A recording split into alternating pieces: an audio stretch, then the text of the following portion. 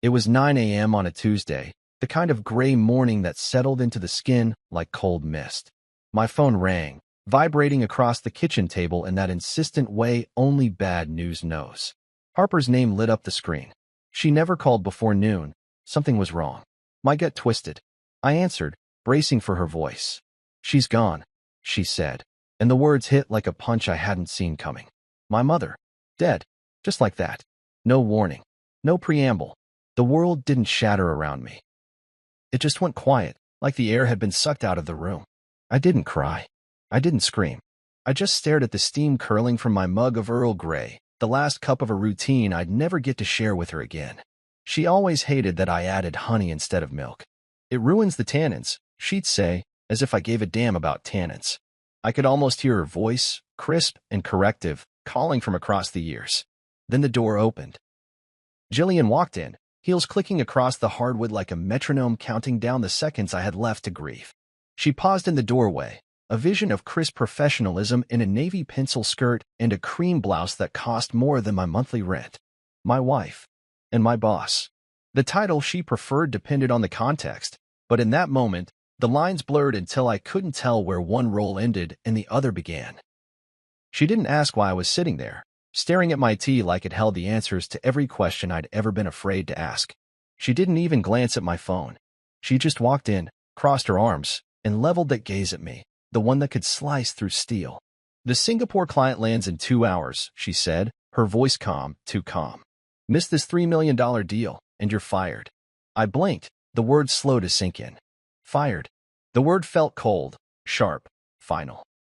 The steam from my cup drifted between us, and I wondered if she noticed the tremor in my hand, the one I couldn't quite hide. My mother was dead, and Jillian cared about a deal. A $3 million deal. I tried to imagine telling my mother that the numbers on the page were worth more than the person who gave me my first lesson in loyalty and decency, in knowing when to fight and when to let go. My mother who taught me that people were worth more than numbers. And here I was, a grown man who had become a line item in someone else's spreadsheet. Jillian's spreadsheet. That's when I made a decision. A quiet one. Not vengeance. Not yet. Just a step. A single step that felt like the first breath after being underwater too long. I stood, the chair scraping across the floor like a protest. Jillian watched me with those calculating eyes. Eyes that never missed a detail. I wondered if she saw it, that I was already gone. That the man she thought she owned had slipped through her fingers. I reached for the door, feeling the weight of the moment settle on my shoulders like a coat I didn't want to wear. I paused in the hallway, the hum of the office alive with the sound of keyboards and the click of shoes against tile. It felt wrong to be here, like the world had gone on without me. But I wasn't done yet. I walked down the corridor, each step measured, deliberate, my mind already crafting the words I'd need. 7 words that would change everything. 7 words that would burn the bridges Jillian thought she owned. 7 words that would remind her, and myself, that the numbers were people. My mother had taught me that. She'd taught me to fight for what mattered, to hold the line when the world tried to push me off it. I thought of her hands, calloused from years of work, gentle when they needed to be. I thought of her voice, strong even when it shook. I thought of every time she'd told me that my worth wasn't measured in dollars, but in the lives I touched, the people I fought for. And I decided, right then and there, that I wasn't going to let her memory die at the hands of a woman who only cared about profit margins. At 9:15, I opened the door to the conference room, the room where I'd pitched ideas that made billions for this company for Jillian. The room where I'd learned how to survive, how to play the game, how to swallow my pride and say the right thing. But today, I wasn't playing the game. Today, I was writing my own rules. I stepped inside, the room quiet except for the hum of the projector, the shuffle of papers, the click of a pen. I felt the eyes on me, curious, expectant. I didn't care. Jillian stood at the head of the table, ready to own the room like she always did. But this wasn't her room anymore. I met her gaze, steady and calm. I opened my mouth and spoke the 7 words that would start the fire. I've moved the meeting to Holden Center. When I first met Jillian, she had this magnetic energy that drew me in like a moth to a flame. She was powerful, driven, and unapologetically brilliant, like the CEO of 100 lives, including mine.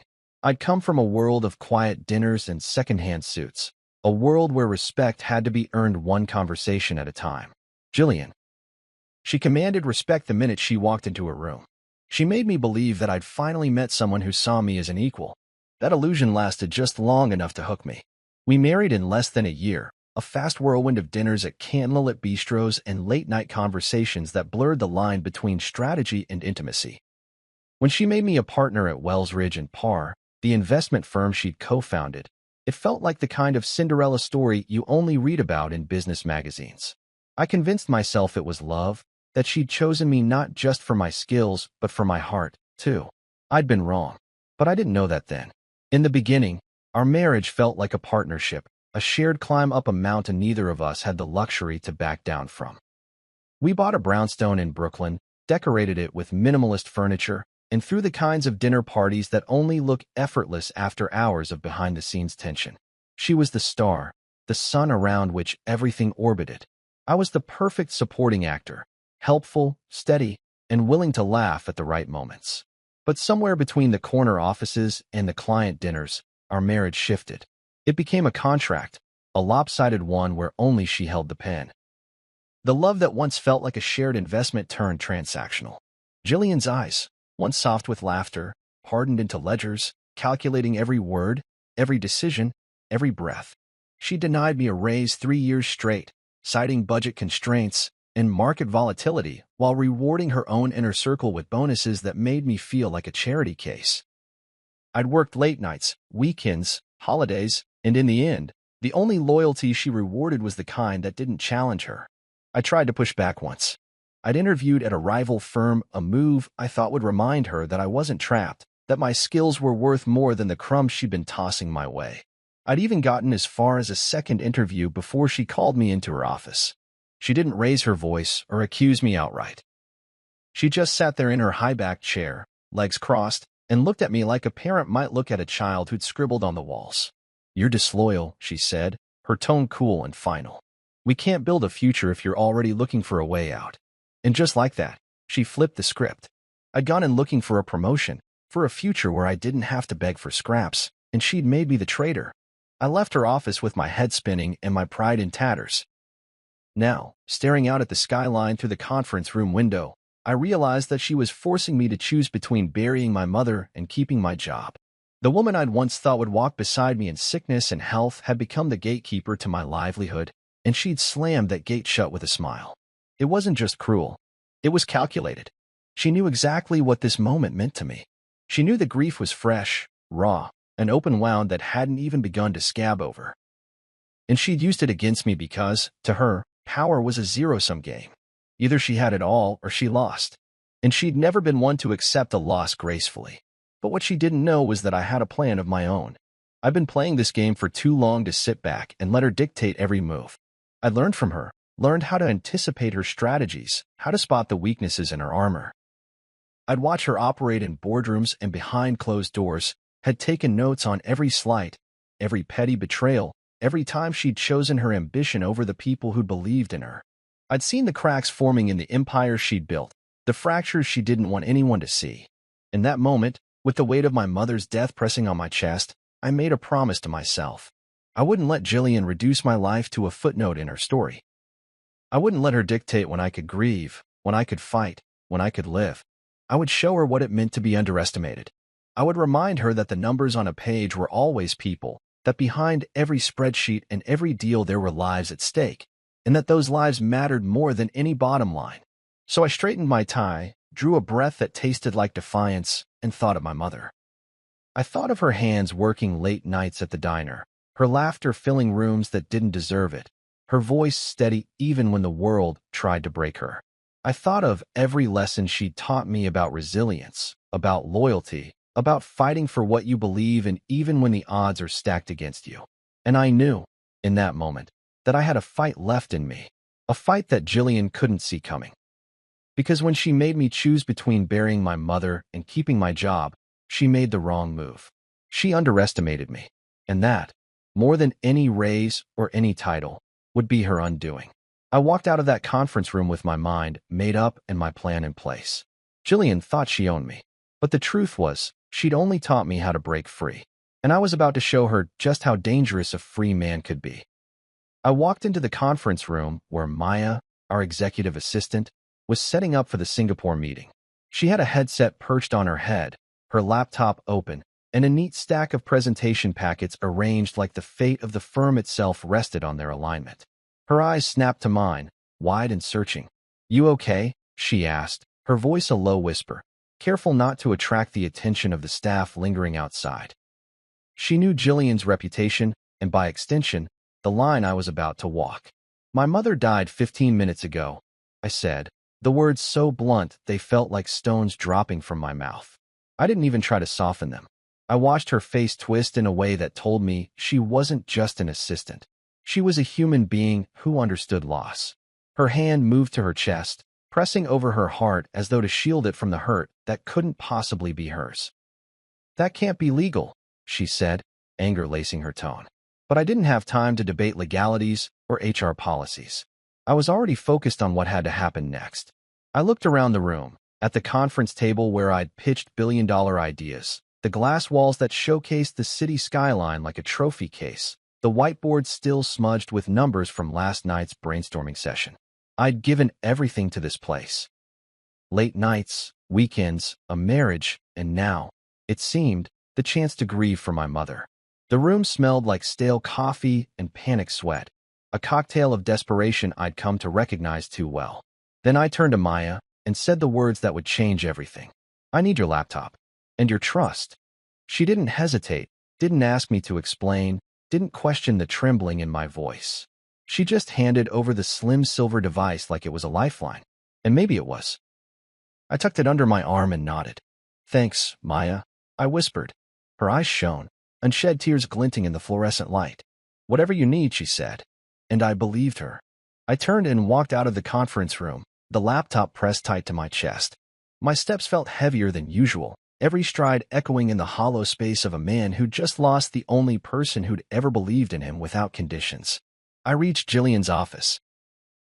Her fortress of glass and steel, the place where she'd signed contracts that made and ruined careers, including mine. She sat behind her desk, scrolling through her phone like a queen at court, oblivious to the people she'd trampled to build her kingdom. She looked up at me, her eyes cool and assessing. "Are you ready for the Singapore team?" she asked, her voice dripping with professional cheerfulness. I forced myself to meet her gaze, my stomach turning at the memory of her ultimatum. "I've moved the meeting to Holden Center," I said, my voice calm and even. 7 words. That's all it took. 7 words that lit the fuse she'd been feeding me for years. She blinked. Once. Twice. Without my permission, she demanded, her voice tightening like a noose around the air between us. I could see the questions forming in her head, questions she'd ask later, after the smoke cleared, when the damage couldn't be undone. I held her gaze, steady and unflinching. "Building's having a sprinkler issue," I lied, my voice as smooth as the brandy she favored at after-work events. "Unless you want the clients soaked." I let the sentence hang, unfinished but clear. The thought of the Singapore team, some of the wealthiest, most powerful investors in the region, showing up to a conference room raining down water and chaos would be enough to make any CEO flinch. Her eyes narrowed, calculating, but she didn't want to look out of control in front of the Singapore team. She'd built her empire on control, on appearances, on making sure she was always the one pulling the strings. "Fine," she snapped. "You lead. I'll follow." She picked up her phone and her laptop bag, rising from her chair like a general going into battle. I nodded, my face blank, my heart pounding like a war drum. "Car's downstairs," I said. In the elevator, I reached over, pointing to her blouse. "You've got a loose thread there." I lied, just long enough to flip her phone to airplane mode, a move I'd practiced a dozen times in my head but had never dared to try. She didn't notice. She was too busy rehearsing her victory speech, no doubt planning how she'd spin this meeting into another bullet point on her highlight reel. The elevator doors opened, and the city lay spread out before us like an open wound. I held the door for her, every movement deliberate, every word measured. "I'll grab something from my car," I said, my tone casual. "See you there in 30 seconds. She didn't even look back. She just nodded and slid into the waiting car, her eyes already on her phone, her mind already on the deal she thought she'd win today. I watched the car pull away, the taillights winking at me like a final goodbye. I watched the city swallow her, and I whispered to myself, she's not going to the right meeting. The words felt like a prayer and a promise all at once. Because now, with her out of the way, I had one chance, one shot to show the Singapore team who I really was. One chance to prove that I could be more than a footnote in Jillian's story. I turned back to the building, my grip on Maya's laptop tightening, and headed for the stairs. No more playing by her rules. No more dancing to her tune. Today, I was writing my own story, and it started with those 7 words. I've moved the meeting to Holden Center. Jillian frowned. Her lips pursed like she'd just tasted something bitter. Without my permission, she asked again, her tone sharp enough to cut glass. I didn't flinch. Building's having a sprinkler issue. I lied, holding her gaze with the kind of calm I'd learned from years of watching her wield her own brand of power. Unless you want the clients soaked. I let the words hang there like an invitation and a dare. She looked me up and down, her eyes narrowed in that way she used when she was calculating, like she was adding columns and deciding if I was an asset or a liability. She was good at that. Cold, efficient, and always ready to pivot if the numbers didn't add up. Her eyes flickered to the window, to the skyline of glass and steel that she thought she owned. Then back to me. I saw the hesitation, the flicker of uncertainty she'd never show anyone else. The Singapore team was everything to her, a chance to close a deal that would put her on the front page of every trade magazine. She couldn't afford to look weak, not now, not in front of them. Fine, she snapped, her voice low but sharp. You lead. I'll follow. It was the first time she'd said those words to me, and maybe the last.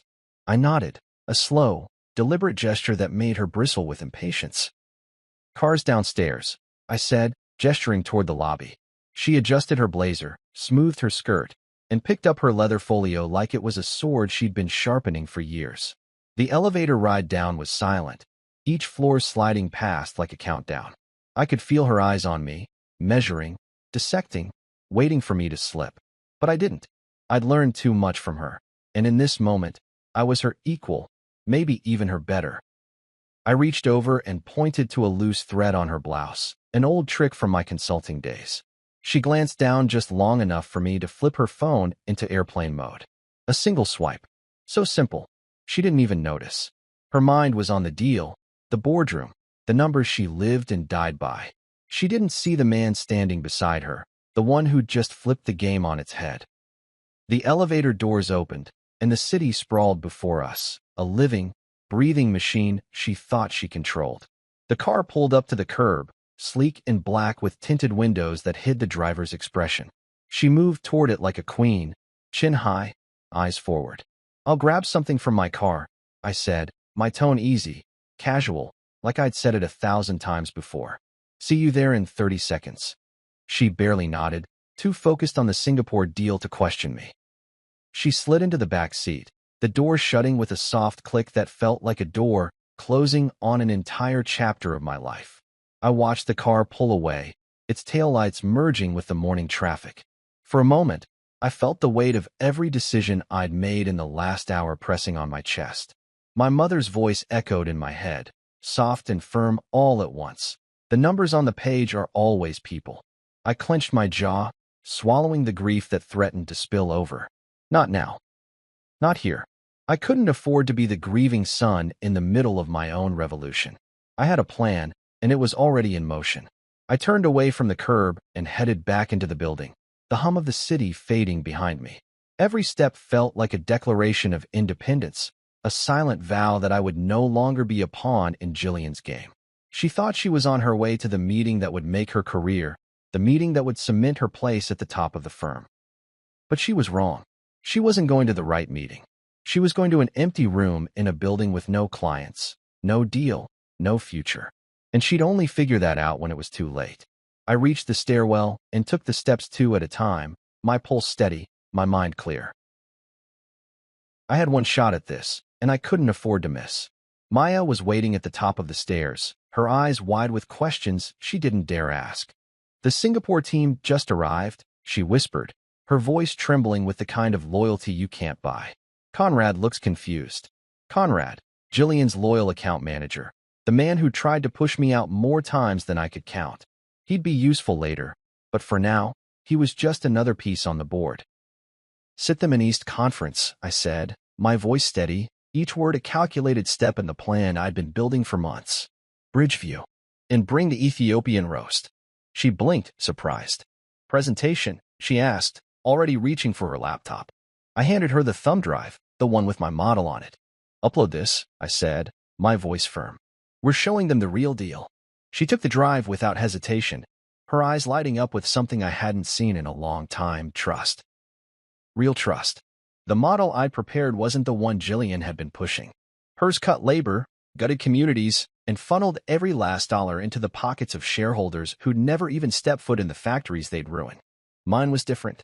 It protected local workers, kept the factories alive, and still delivered an 18% return. It was riskier, bolder, more ethical, and it had my mother's name written all over it. She'd spent her life reminding me that the numbers on the page were always people. I'd forgotten that for a while, lost in the suits and the spreadsheets and the quarterly reports. But not today. Today, I remembered. Today, I'd show Jillian and the world that the numbers were people, that they mattered, that we all mattered. I took a deep breath, the weight of the moment settling on my shoulders like a cloak I'd chosen to wear. This was it. No turning back now. I met Maya's eyes, her faith in me shining like a lighthouse. Let's do this, I said. And together, we turned toward the conference room, ready to show them all what the numbers really meant. Back upstairs, Maya was waiting with a tight-lipped smile that trembled like it wanted to collapse. Her headset hung loosely around her neck, the screen of her laptop glowing with the Singapore team's names. The Singapore team just arrived, she said, voice low but urgent. Conrad looks confused. Conrad, always Jillian's shadow, always her eager enforcer, stood by the glass wall like a sentry waiting for instructions. His brows were knit together, his jaw clenched tight. He'd probably noticed Jillian wasn't there yet, and in his mind, that meant a crisis. He never could think for himself, only react to the nearest authority. I felt a rush of adrenaline, a single thread of determination tying me to this moment. Sit them in East Conference, I said, steady as the hand I'd practiced for this moment. Bridgeview. And bring the Ethiopian roast. Maya's eyes flickered with a question, like she wanted to ask me if I was sure. But she didn't. Instead, she nodded, her face a mask of focus, her hands already busy.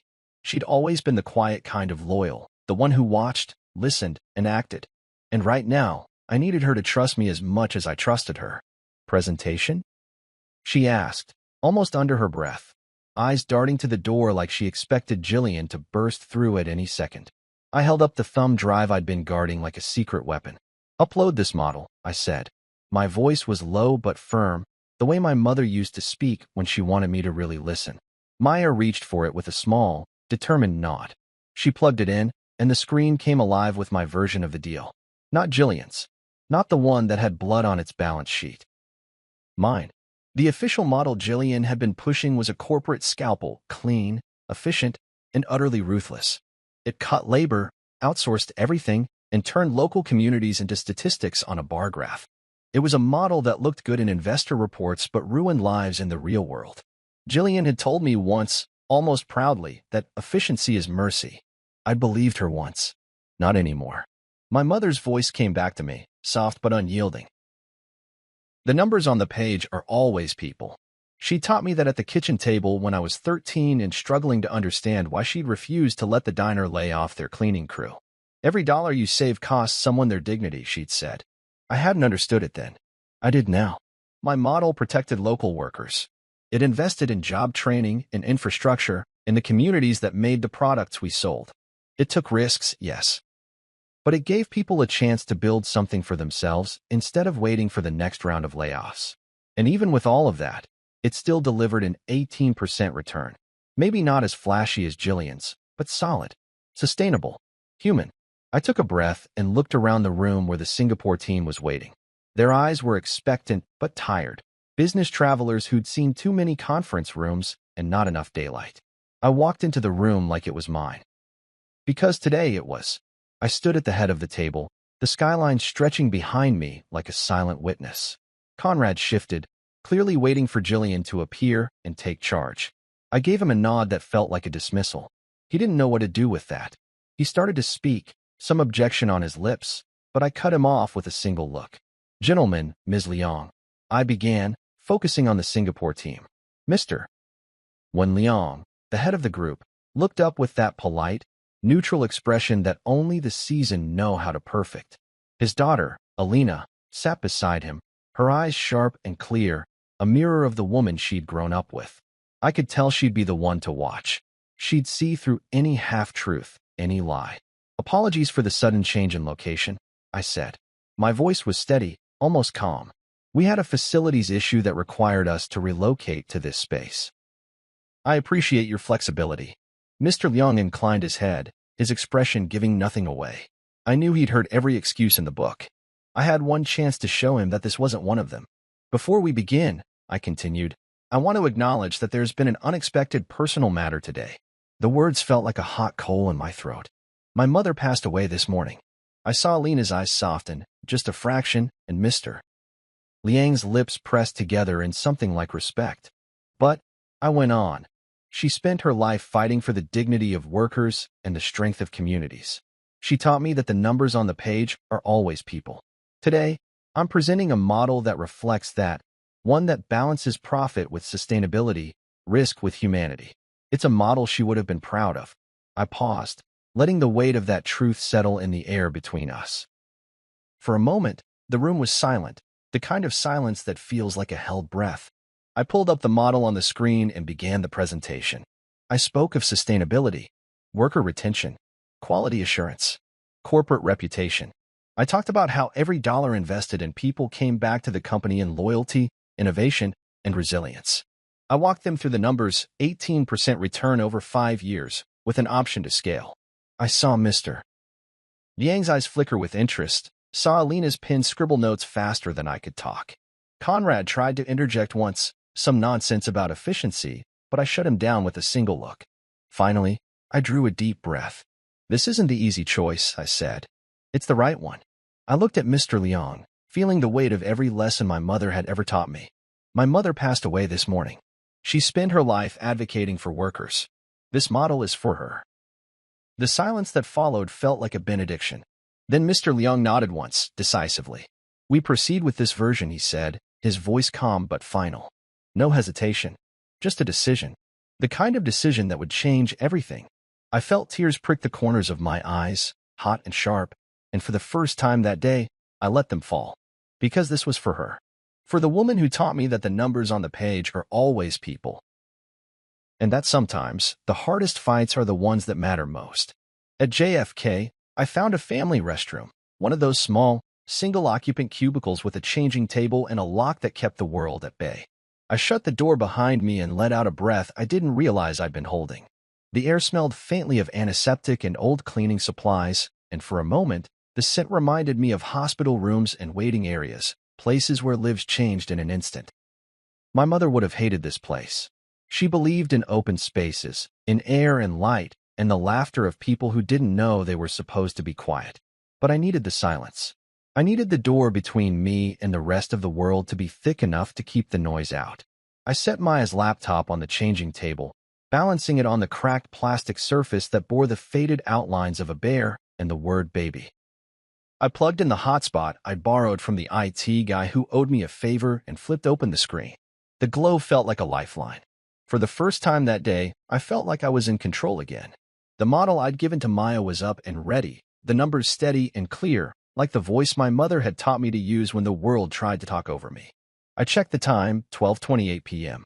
2 minutes before the Singapore team would be logging in for the video conference. My hands trembled as I navigated the files. I thought about everything that had led to this moment. The looks from Jillian, the meetings where she'd shut me down before I'd even spoken, the days she'd made me choose between burying my mother and saving my job.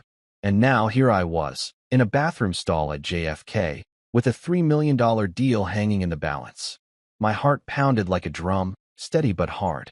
This was it. At exactly 12:30, I clicked Join Meeting.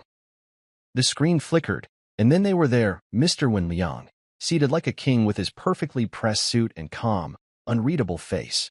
Beside him, his daughter Alina, her sharp eyes catching everything, her expression one of quiet confidence. Conrad was there too, his face pale and tight.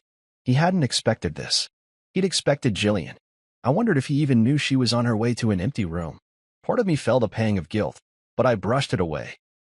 I'd learned too late that guilt in the corporate world was just another liability to be exploited. Good afternoon, I began, my voice steady despite the tremble in my hands. Thank you for accommodating this last-minute change. There's been a family emergency, but I didn't want to keep you waiting. Alina's eyes softened, but she didn't interrupt. She understood business too well to let emotion derail a deal. Mr. Yang gave a single nod, the kind that meant he was waiting to see if I'd impress him or waste his time. I launched into the presentation. Every word felt like a fight, against Jillian's cold efficiency, against my own grief, against the tiny voice in my head that said I wasn't good enough to pull this off. I spoke of sustainability, how the model I'd built would keep local workers employed while maintaining production standards. I spoke of worker retention, how investing in training and community engagement reduced turnover, saving money in the long run. I talked about quality assurance, how a workforce that felt valued produced better products, reducing defects and complaints. I wove every point together, each slide a bridge between the human side of the business and the numbers that had to add up. Because if the numbers didn't add up, none of it mattered. Finally, I paused, letting the weight of the moment settle on my shoulders. I looked straight into the camera, knowing that half a world away, Mr. Liang and Alina were watching me with the same quiet scrutiny they'd given Jillian for years. This isn't the easy model, I said, my voice low but firm. It's the right one. I felt a catch in my throat, but I didn't let it stop me. My mother passed away this morning. She spent her life advocating for workers, for dignity, for the idea that the numbers on the page are always people. I took a breath, feeling the tears threatening to spill. This model is for her. The silence on the call was immediate and heavy. I could see Conrad shifting uncomfortably in his seat, his eyes darting between Mr. Liang and me like he was looking for someone to rescue him. But no one spoke. No one interrupted. The Singapore team just sat there, their faces still, absorbing everything I'd said. Finally, Mr. Liang leaned forward, his expression unreadable. We proceed with this version, he said, his voice calm but certain. We appreciate your integrity. And just like that, the room in Singapore went from an obstacle to an ally. The tears came then, hot and unstoppable. I turned my face away from the screen, pressing the back of my hand to my mouth to stifle the sound. I hadn't cried all day, hadn't let the grief have its way with me. But now, in a family restroom at JFK, with the deal won and my mother's legacy carried forward, I let it happen. I let the tears fall for every moment I hadn't been able to share with her, for every fight I'd lost, for every time I'd chosen survival over self-respect. And for the first time in years, I felt like I was exactly where I was supposed to be. When the tears subsided, I wiped my eyes with the back of my sleeve and turned back to the laptop. Mr. Liang and Alina were still there, watching with the kind of understanding that didn't need words. Thank you, I managed, my voice raw. Thank you for believing in this model, and in me. Mr. Liang nodded again, and Alina gave me a small, encouraging smile. Conrad was still pale, but he looked at me like he was seeing me for the first time. Maybe he was. I ended the call and closed the laptop. For a moment, the room felt too small to hold everything I was feeling. Grief, relief, triumph, loss. I'd won the deal, but I'd also found something more important, a reminder that the numbers on the page were always people, and that even in the sterile confines of a bathroom stall, with the world waiting just outside the door, I could still honor that truth. I packed up the laptop, unlocked the door, and stepped out into the bright, bustling corridor. The world hadn't stopped for my grief, but I'd carved out my space within it, and that was enough. As my flight began boarding, the notifications started pouring in like a flood I couldn't hold back. My phone, once my lifeline to the job I'd given everything to, now buzzed with 1,000 tiny betrayals. Jillian's voice, once so commanding it felt like a siren's song, now read cold and flat on the screen. The first message hit like a slap. Where are you? No greeting, no apology, no acknowledgement that she'd forced me to choose between burying my mother and protecting my career. Just that sterile question, clinical and cold, as if I'd abandoned my post without permission. Then another pinged in rapid succession. They're not at Holden. I could almost hear her voice, sharp with anger, the same tone she'd used to cut me down in meetings when she felt her control slipping. Another vibration rattled in my palm. You sabotaged me. That one stung less than it should have. I'd spent too many years being her convenient scapegoat. Her way of avoiding blame while making me carry the weight. But this time, the accusation rolled off me like water on glass. I'd stopped being her shield the moment I'd walked into that bathroom stall with Maya's laptop. I'd stopped being the man who said yes to every demand the minute I chose my mother over her. And then the final dagger, the one she'd probably practiced in her head like a lawyer rehearsing a closing statement. You're fired. No signature. No, we appreciate your years of service. Just a final, dismissive line meant to seal my fate. The thing was, I didn't care. I powered off my phone with a single swipe, and the screen went black like the end of a bad movie. I shoved it into the seat pocket and leaned back against the headrest, the cabin light soft and artificial, the air thick with recycled breath and the faint tang of jet fuel. For once, I didn't care about the layoff, the title, the future I'd spent years fighting to build. I had no job, no backup plan, no savings that hadn't already been drained by my mother's care. But I had peace, and that was enough. The plane's engines roared to life, and I felt a tremor of freedom in my chest, a defiance I hadn't tasted in years. Jillian's empire might have been crumbling under the weight of her own ego, but that was no longer my battle to fight. Let her clean up the mess she'd made. Let Conrad spin her lies into something the board could swallow. I was done being the man who sacrificed his dignity for a paycheck that never matched the cost of my loyalty. I'd finally remembered what my mother taught me. The numbers on the page are always people. And this time, I chose the person who mattered most, me. The plane taxied down the runway, and as the wheels lifted off the ground, I felt like I was leaving more than a city behind. I was leaving a version of myself I didn't want to carry anymore. The man who flinched when Jillian raised her voice, the man who put her demands before his own grief, the man who let ambition blind him to the human cost of every deal. I stared out the window as the skyline receded into the haze of distance, a smudge of gray and steel that looked small from up here. I thought of my mother's smile, the way her eyes crinkled at the edges when she laughed, the way she'd hum under her breath while cooking Sunday dinner. She'd always believed in fighting for the people who couldn't fight for themselves. I hadn't always lived up to that. But today, I tried. And maybe that was enough. The flight attendant moved down the aisle, offering plastic cups of water and small packets of pretzels that looked like they'd been rationed by a miser. I took one out of habit, though I wasn't hungry. I held the cup in my hand, watching the condensation bead on the surface, and thought about what came next. I didn't have a plan. I'd given up on planning the minute Jillian's voice had cut through my grief with that ultimatum. I'd given everything to Wells Ridge and Parr, and in the end, all I'd gotten was a plane ticket out of town. But even that felt like freedom. A blank slate. A chance to start again. Maybe I'd start a firm of my own. Maybe I'd take some time to breathe, to remember what it felt like to walk without the weight of her expectations pressing on my shoulders. Maybe I'd just find a place where the numbers on the page meant more than another bonus for the board. My mother would have told me that the first step was the hardest. She would have reminded me that I'd always had the strength to build something real, something human. I closed my eyes and let her voice fill the silence between the hum of the engines and the whispered conversations of the passengers around me. She was gone, but she was here too, in every choice I'd made today. In every word I'd spoken that she'd taught me to believe. I didn't know what tomorrow looked like, but for the first time in years, I wasn't afraid of it. Jillian's empire might have lost its star player, but I'd found something more important than her approval. I'd found myself again.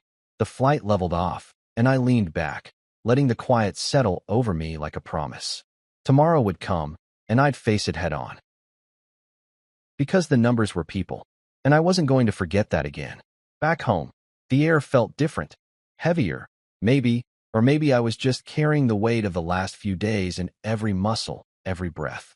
Harper met me at the door with eyes that said too much and not enough all at once. We didn't hug at first. We just stood there in the narrow hallway of the house we'd grown up in, the one with the uneven floors and the faded wallpaper Mom never got around to changing. She'd always said she liked things with character. Now every chip in the paint felt like a memory waiting to be peeled away.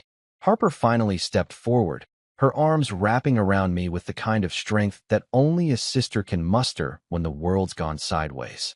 "I'm so sorry," she whispered, her voice breaking against my shoulder.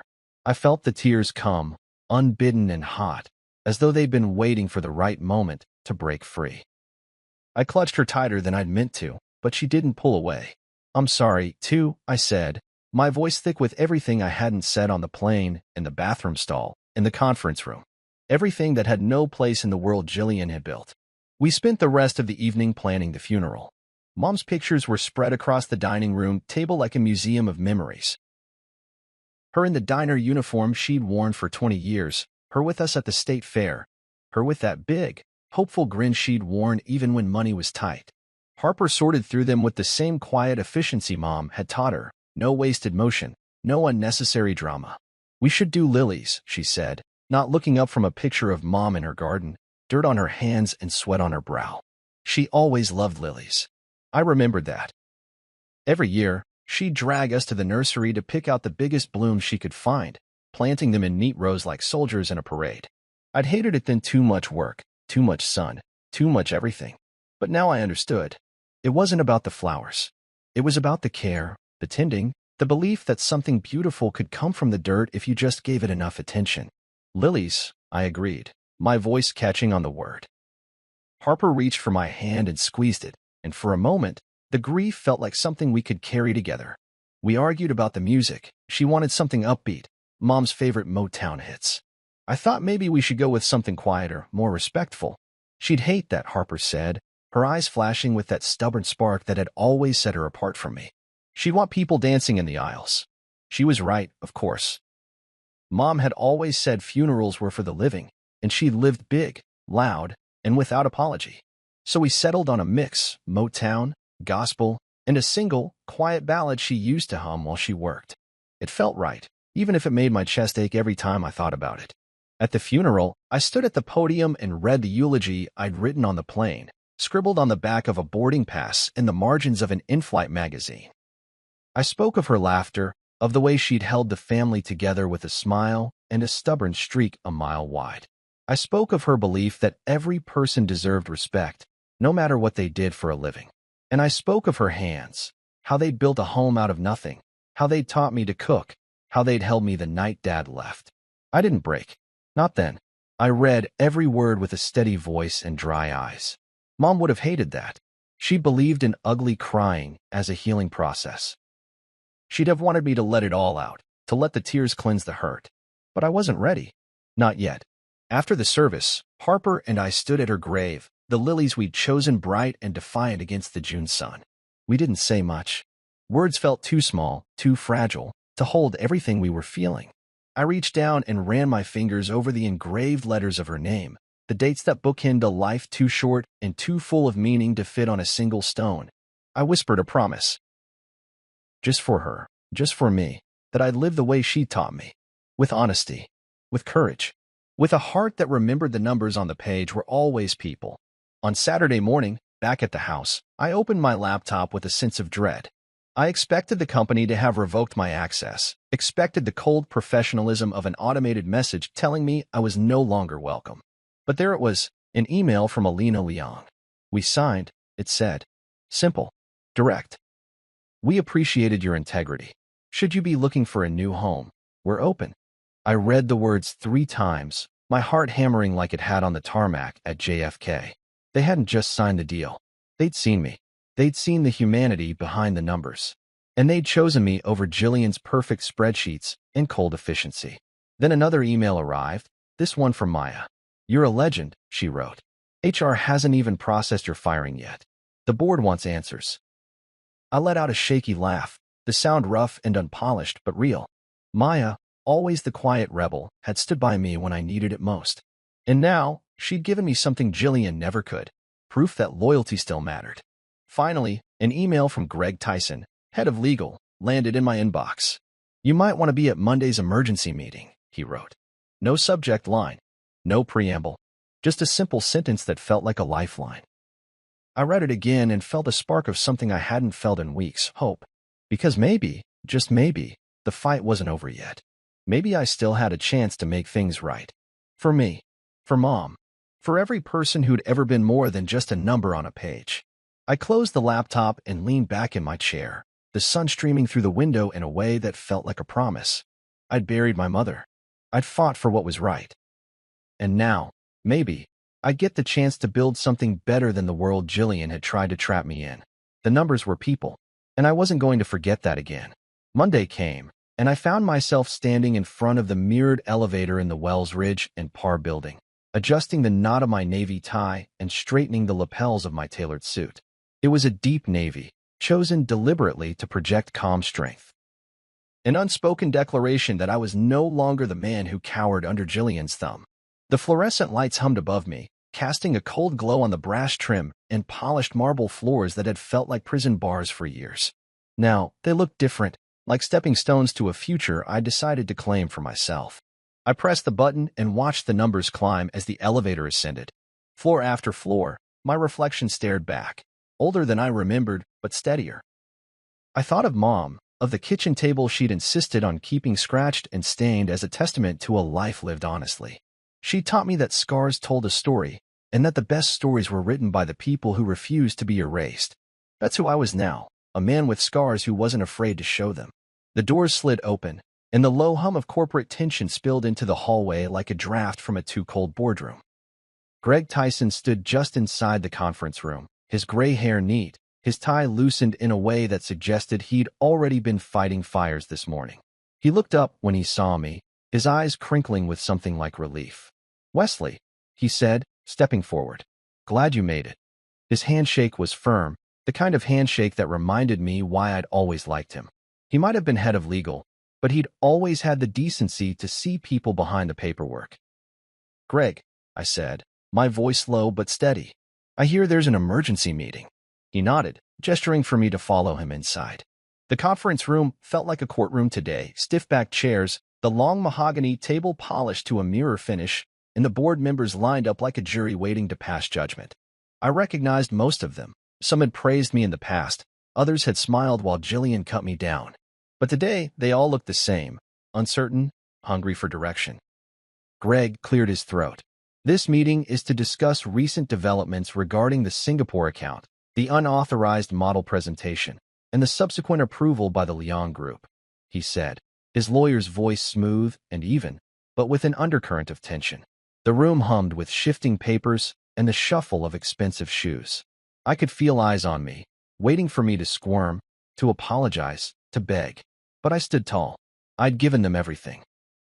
Years of my life, late nights, weekends, the loyalty that kept the firm running while others collected bonuses. I'd given them my mother's wisdom, too, the lesson that the numbers were people. And I wasn't about to shrink from that now. Greg continued, "It's also come to our attention that Ms. Jillian Parr," he paused, glancing at the empty chair at the head of the table, "has tendered her resignation, effective immediately, citing personal reasons." A murmur rippled through the room like a wave breaking. Heads turned, eyebrows lifted. The Queen had fallen, and now the court wanted to know who'd be next to rule. My heart beat a little faster, but I kept my expression neutral. Greg turned to me. "Wesley Caldwell," he said, his voice a little warmer now, "has been recommended for promotion to senior partner." Another murmur, this one tinged with surprise. Some faces looked supportive, others guarded. I saw Conrad across the table, his mouth tight, his eyes sharp with the realization that the man he'd underestimated had just been handed the keys to the kingdom. Greg looked at me expectantly. "Wesley, do you accept the position?" The words hung in the air like a challenge. For a moment, I saw it all. My name on the door, the salary that would make everything easier, the respect that would silence every doubter.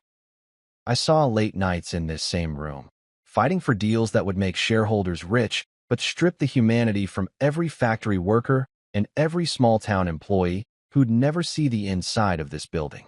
I saw myself becoming Jillian, wearing the suit and tie, but losing the person I'd fought so hard to remember. I took a breath, deep and steady. The numbers are people. I could almost hear Mom's voice, steady and proud. I straightened my spine, lifted my chin, and met Greg's eyes. "I respectfully decline," I said, my voice calm but firm. Gasps broke around the table like a sudden wind. Conrad's eyes widened, his mouth opening in a question he didn't have the guts to voice. Greg's brows shot up, his mouth parting in surprise, but I held his gaze. "I've accepted an offer elsewhere," I continued, the words rolling off my tongue like the truth they were. "One where I don't have to choose between my mother's funeral and my job. One where I can build something that matters." The silence that followed was thick enough to chill. Some of the board members leaned back, their eyes shifting to each other, weighing alliances, recalculating equations. I didn't care. I'd spent too many years worrying about other people's calculations. Today, I was only accountable to myself, and to the woman who taught me that dignity wasn't a line item on a balance sheet.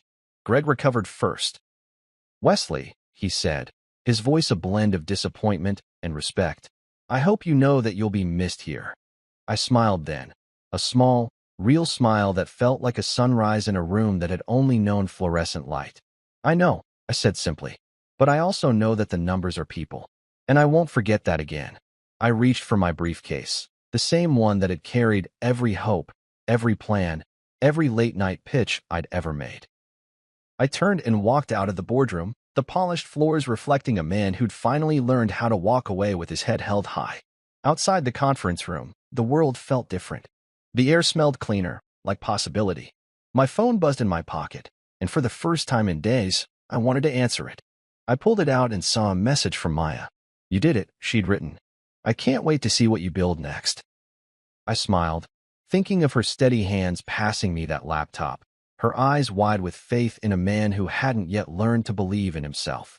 I thought of Alina Leong, too, of the deal we'd signed, not just for profit but for people, of the way she'd looked at me across that screen in the family restroom at JFK, her eyes sharp but kind, seeing not just a number but a man. I thought of my mother, her laughter echoing through the house I'd grown up in, her voice telling me that every spreadsheet was a life waiting to be respected.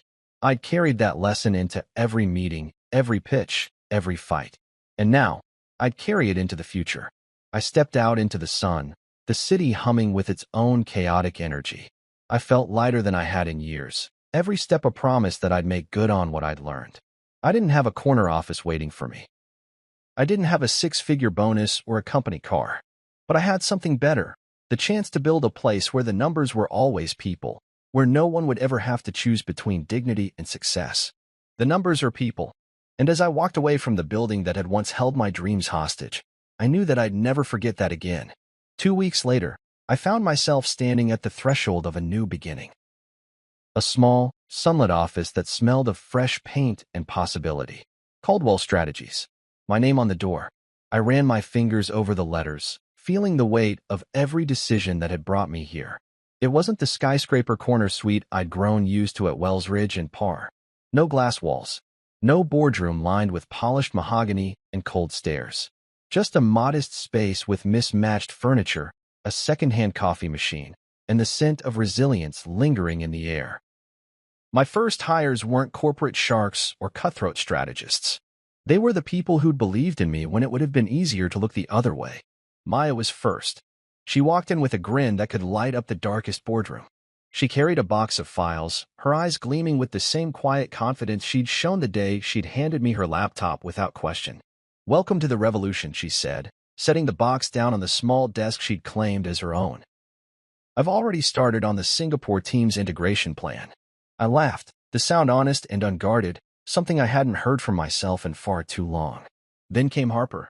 She'd left her PR job without a second thought, determined to build something with me instead of polishing the image of companies that didn't care about the people they employed. She set up shop at the front desk, her phone already ringing with calls from local suppliers she'd reached out to, making sure every vendor we worked with got treated with the same respect we'd promised our clients. "Mom would have loved this place," she said, her voice soft but certain. I swallowed the lump in my throat and nodded. "She would have," I whispered. Greg Tyson arrived 6 months later, shaking his head like he couldn't believe it had taken him this long to see the light. "I needed a firm with a soul," he said, dropping his briefcase with a satisfied thud. "A place where the numbers are people." I clapped him on the shoulder, a grin stretching across my face.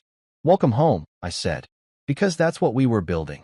A home for people who'd been treated like numbers for too long. We didn't have fancy conference rooms or catered lunches. We didn't have glossy annual reports with photoshopped smiles. But we had something better. We had purpose. We had honesty. And we had a team that believed in fighting for the people behind every balance sheet. Our first project was with Young Ventures, thanks to the deal I'd signed in that bathroom stall at JFK. We built financial models that protected local jobs, invested in community training, and still delivered profits that made shareholders sit up and take notice. We proved that you didn't have to crush people to make money. You could lift them up instead. Word spread. Slowly at first, then faster. Small manufacturers, family-run shops, even bigger firms tired of the same old ruthless models started calling. They wanted what we offered, human-centered strategy. We were small, but we were sharp. And we were profitable by the end of the first year. I'd never thought it possible. Not in a world where every quarterly report seemed to measure success in layoffs and automation. But we did it. And every time I looked at our balance sheet, I saw more than numbers. I saw faces. I saw families. I saw people who could finally breathe a little easier. One evening, after everyone had gone home, I sat at my desk with the last echoes of laughter fading down the hallway. The sun had dipped below the skyline, casting a golden glow on the walls we'd painted ourselves, walls that now held the stories of every person who'd walked through our door. On my desk, next to the framed picture of Mom in her diner uniform, sat the stress ball she'd given me the day I started at Wellsridge and Parr. "Remember," she'd said, squeezing it between her fingers, "the numbers are people." She'd said it 1,000 times. It had taken me years to really hear her. I picked it up now, feeling the worn grooves from years of worry and second-guessing. It was soft, reliable, like she'd been. I squeezed it, the way she'd taught me to do when I needed to remember what mattered. Outside the window, the city still pulsed with ambition and noise. But here, in this small office with its mismatched furniture and coffee-stained carpet, I felt peace. I felt purpose. I felt like I'd finally built something that honored her, that honored me, that honored every worker who'd ever been treated like an afterthought. I leaned back in my chair and let out a long breath. We'd started small, but we'd started right. We'd built a place where the numbers were people, and where every decision considered not just the bottom line, but the lives behind it. And I knew, without a doubt, that I'd never let that change. Because Mom's voice was still here, in every email I sent, every model I approved, every strategy we built. The numbers are people. She believed it. And now, so did I. I thought of Jillian sometimes. Rumors said she'd moved to Dubai, chasing some new empire. Maybe she'd found what she was looking for. Maybe she hadn't. Either way, it wasn't my concern anymore. Wellsridge and Parr was still recovering from the PR hit, their boardroom no longer a place of certainty, but of whispered questions and shifting alliances. Conrad was probably still there, clinging to the old ways, trying to outmaneuver the next shark. Let them. I had my own game now, and it was one I could play with my head held high. So when the phone rang, I picked it up with a smile. Because every ring meant a chance to help someone, to build something that made a difference, to prove that the numbers were always people. Caldwell Strategies, I said, my voice strong and steady. How can we help you today? And as I listened to the voice on the other end, I knew one thing for certain. I was exactly where I was supposed to be, and I would never forget why.